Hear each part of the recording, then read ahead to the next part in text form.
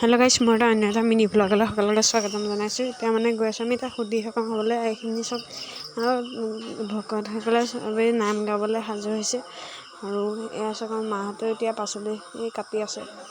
তো ব'লক এতিয়া আমি অকণ বাহিৰলৈ যাওঁ, মানে ভিতৰত অকণ এই লগৰ এটা আহিছে তাৰ লগলৈ যাওঁ। এইটো চাওক আহিছে বুলি যে ক'লোঁ, এইটোৱে ভিতৌ।